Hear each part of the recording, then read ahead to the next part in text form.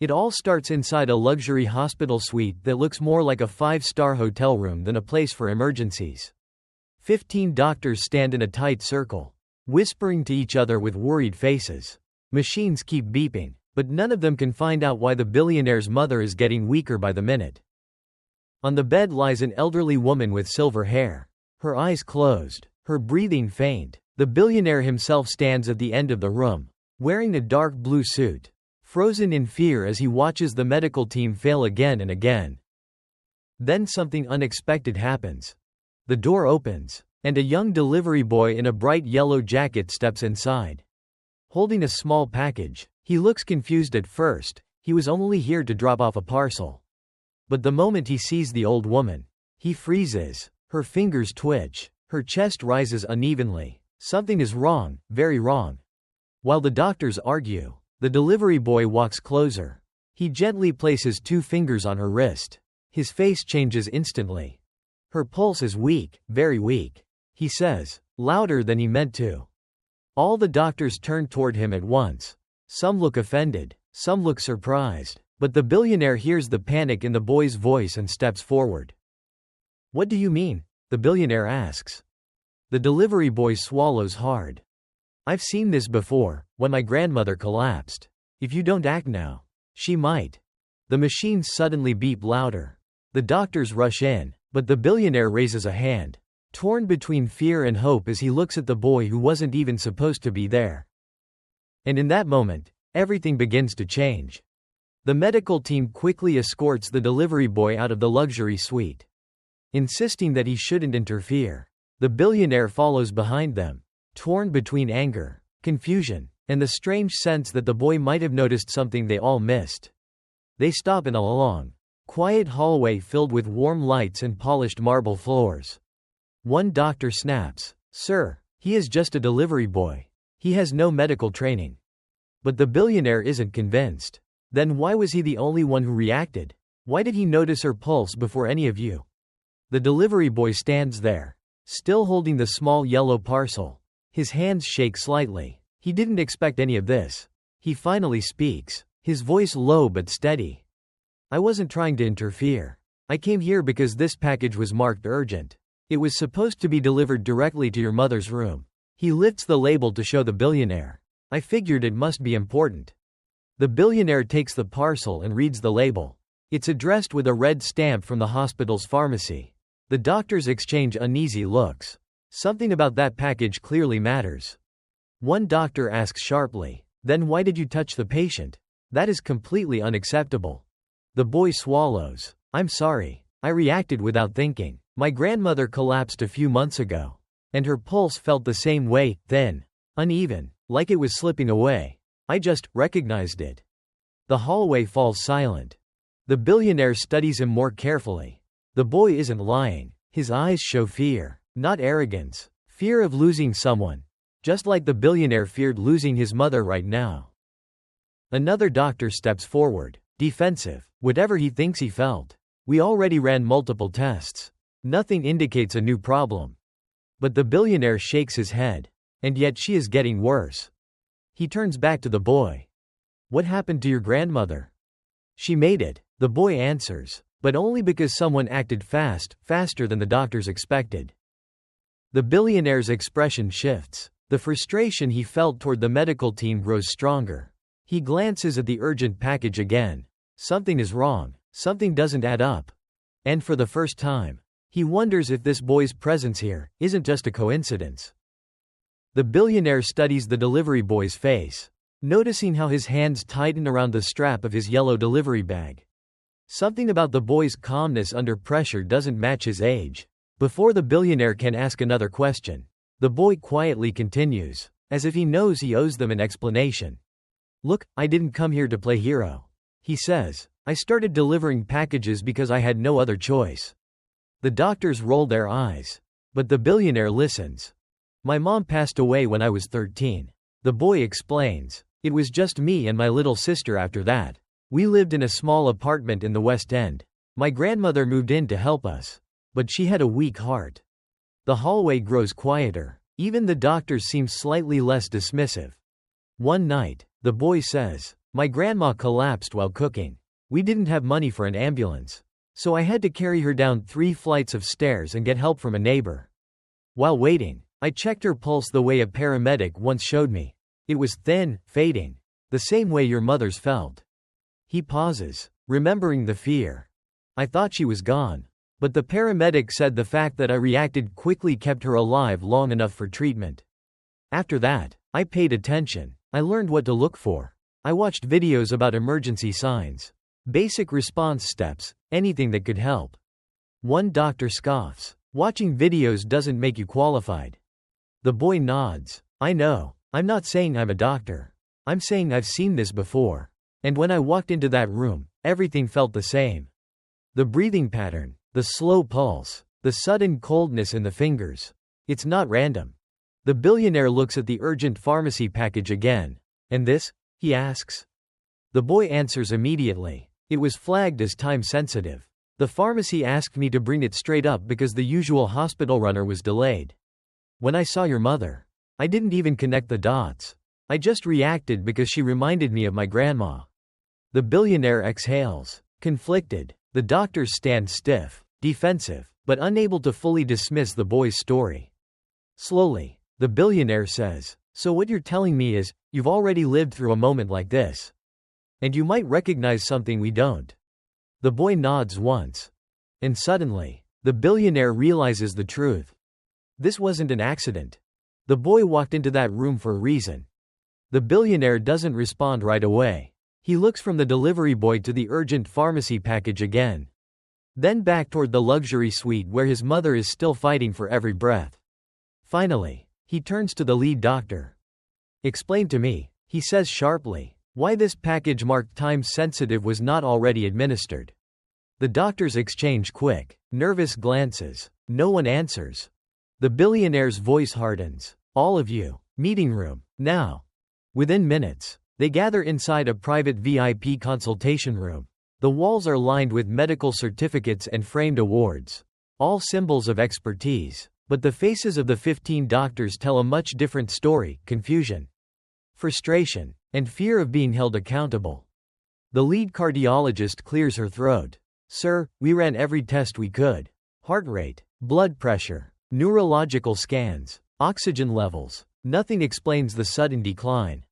Another doctor adds defensively, "Her condition doesn't match any of the patterns we typically see in deteriorating cardiac patients. It's like something shifted too fast." The billionaire slams the urgent package onto the table. "And this? This was supposed to be delivered hours ago." A younger doctor speaks hesitantly. "That medication isn't part of her standard treatment plan. We weren't sure if it was an error." "So you chose to do nothing?" the billionaire snaps. Silence. No one argues. One doctor finally admits, "We're uncertain about what's causing the problem. Every test gives normal or near normal readings. Yet her physical condition continues to worsen." The room grows still. The billionaire can feel his patience thinning. "So you're telling me," he says slowly, "that 15 of the best specialists in this hospital have no explanation for why my mother is dying?" No one denies it. Another doctor steps forward, older and visibly exhausted. "Sir, we don't want to fail you. But at this moment, we are out of answers. We don't know what else to try." The billionaire leans against the table, his jaw tightening. He remembers the delivery boy's words, the certainty in his voice, the fear that came from experience, not arrogance. The boy recognized something these doctors hadn't. For the first time, the doctors realize it too. The billionaire looks at them one by one and says quietly, "If none of you know what's happening, then maybe the kid who saved his grandmother knows more than you think." And that sentence leaves the entire room stunned.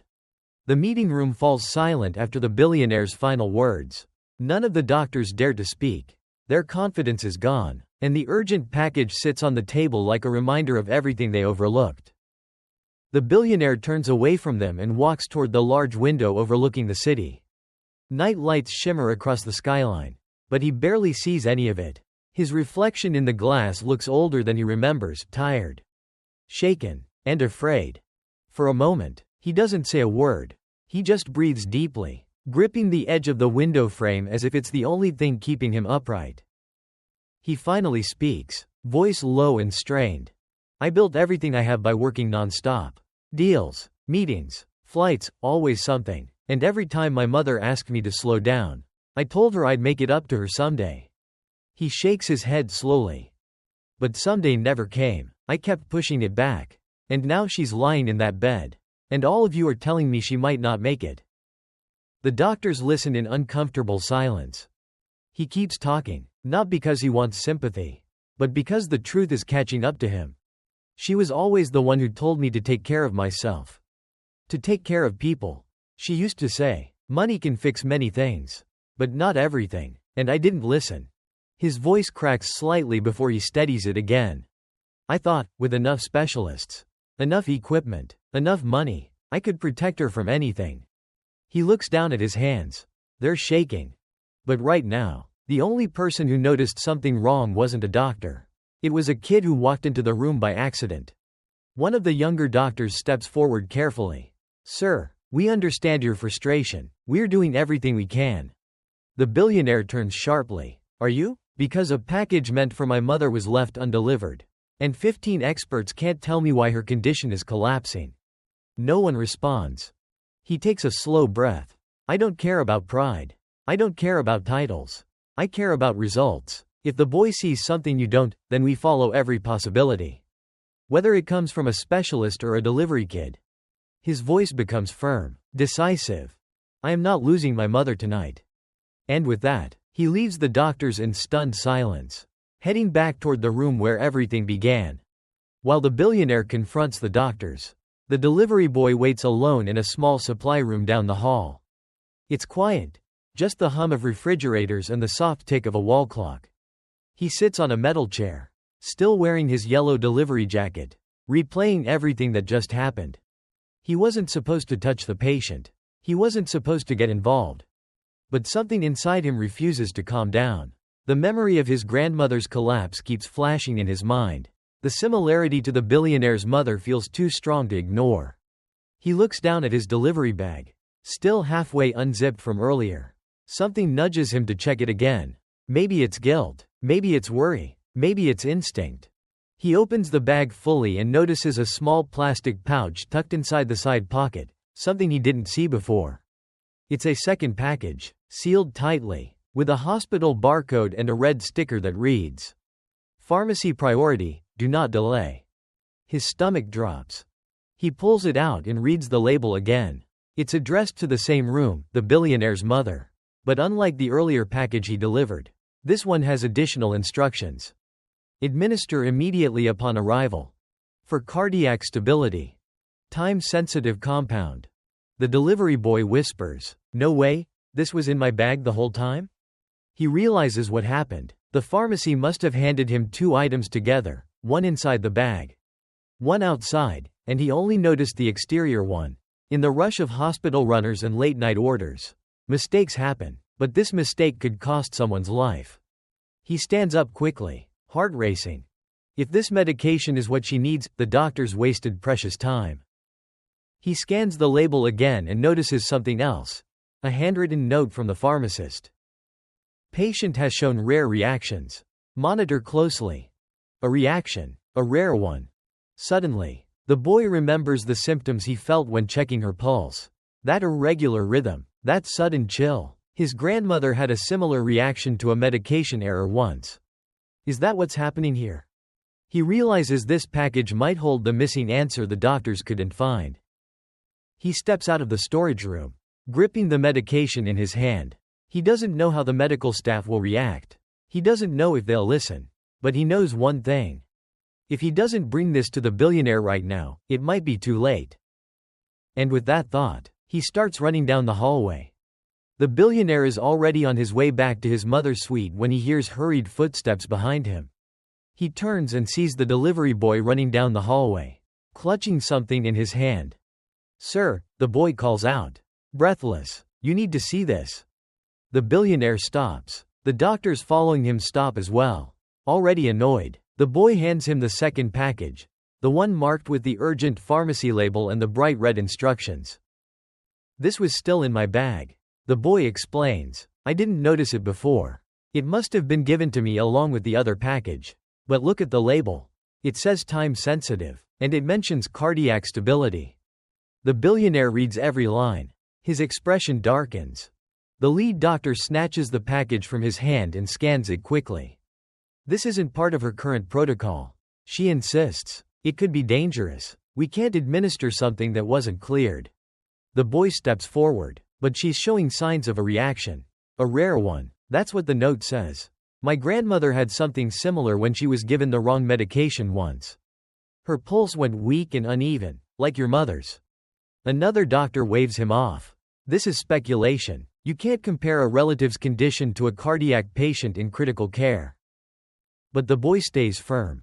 I'm telling you, something is wrong. If this medication was meant for her and she didn't receive it, that could explain the sudden decline. The billionaire listens closely, his jaw tightening as he looks between the doctors and the boy. The older doctor, the one who admitted they were out of answers, takes the package and reads it again. His voice turns uneasy. This compound, it stabilizes patients who react poorly to certain heart medications. If she was given her usual prescription earlier today. He stops, realizing the implication. The boy finishes the thought. Then she might be having that reaction right now. And this, he taps the package, is what stops it. The younger doctors shake their heads. We cannot rely on an untrained teenager. The billionaire cuts them off. He's the only one who's made sense so far. A heavy silence locks the hallway in place. The billionaire looks at the boy. If we give this to her, will it help? The boy hesitates, because he's not a doctor. And he knows the risk of pretending to be one. I don't know for sure. He answers honestly. But I know what I felt when I checked her pulse. And I know what happened to my grandmother. This is the closest thing to an answer we have. The billionaire looks at his mother's door. The door he fears might close on him forever. He takes a deep breath. Then we're going to act. And just like that, the decision is made. The moment the billionaire makes his decision, the hallway lights flicker and a sharp alarm echoes from his mother's room. The doctors freeze for half a second before rushing inside. The billionaire and the delivery boy follow right behind them. The scene is worse than before. The billionaire's mother lies still on the bed, her skin turning slightly pale. The heart monitor begins dropping into irregular spikes. A nurse shouts numbers that make no sense to the billionaire, only that they're getting worse. Her vitals are destabilizing, one doctor warns. We're losing her rhythm, another adds. The billionaire grips the bed rail, fear rushing through him. Do something. The lead doctor snaps orders to the nurses. But nothing changes. The monitor continues its chaotic pattern. Every line on the screen looks like it's fighting to stay alive. The delivery boy steps closer, clutching the still unopened urgent medication. He watches the monitor the same way he watched his grandmother's, recognizing the rhythm he never forgot. This is it, the boy says quietly, but firmly. This is the same reaction my grandmother had. She's slipping into cardiac shock. The older doctor, the one who first admitted they were out of solutions, looks at the screen and then at the package in the boy's hand. His uncertainty is shifting into concern. The lead doctor shakes her head. We cannot administer an unverified medication during a destabilization episode. It could make things worse. The boy answers immediately. She's already getting worse. If you wait, there won't be anything left to save. The billionaire turns to the lead doctor. You said you had no answers. You said you didn't know what else to try. He points at the boy. He does. The room goes silent. Another alarm sounds, louder, more urgent. The monitor dips dangerously low before climbing again. An erratic wave of decline and struggle. Nurses step back, uncertain. Even the doctors hesitate. The delivery boy steps toward the billionaire's mother, keeping his voice steady. Her pulse is weakening exactly the same way. This medication stops the reaction. It's the only thing that worked for my grandmother. The lead doctor argues. This is a hospital, not a guesswork experiment. The billionaire finally snaps. Then give me a better answer. But none of them can. The older doctor looks at the boy again, then opens the medication package with trembling hands. This is designed for emergency stabilization during rare cardiac reactions. He mutters. Her symptoms match more than I'd like to admit. The billionaire's mother suddenly gasps, shallow, uneven. The monitor flatlines for half a second before jerking back into weak activity. Everyone in the room realizes the same thing. They're out of time. The billionaire nods once. Decisive. Administer it. Now. The room freezes, waiting for someone to argue. But no one does. The older doctor breaks the tense silence by tearing open the package. Every movement is slow and deliberate, as if the entire room is holding its breath. The nurses step back, giving him space. The billionaire stands at the foot of the bed, fists clenched, eyes fixed on his mother's weakening chest. Prepare the injection, the older doctor instructs quietly. The lead doctor hesitates. If this goes wrong. It already is going wrong. The billionaire interrupts. We do this, now. With no more objections, the medication is drawn into a syringe. The older doctor approaches the bedside and gently lifts the woman's arm. Her skin feels cold, her pulse barely detectable. The heart monitor continues its erratic pattern, dipping, spiking, then dropping again in frightening intervals. He injects the medication. A beat of silence follows. Nothing happens at first. A nurse checks the monitor. No change yet? The billionaire leans closer, whispering to his mother even though she can't hear him. Stay with me, please, stay with me. The delivery boy watches from the side, anxiety written across his face. He knows the medication worked quickly for his grandmother. But the circumstances were different. He doesn't know if this will work the same way. He just hopes it will. Then, almost too subtle to notice, the heart monitor shifts. One nurse squints at the numbers. Her rhythm, it's slowing down. Another adds, no, stabilizing. Look. The chaotic spikes start evening out. The fluctuating lines begin forming a more regular pattern. The alarm softens, switching from urgent warning to persistent monitoring. The lead doctor checks the woman's wrist. Her eyes widen slightly. I can feel her pulse improving. The billionaire snaps his head toward her. What do you mean improving? It's stronger, she answers, more consistent. The room buzzes with disbelief. Even the younger doctors move closer, watching the monitor as the vitals shift from critical to borderline stable. The older doctor, still standing by the bed, exhales slowly. It's working. The billionaire's breath catches. His eyes fill, but he refuses to look away from the monitor as it continues to steady.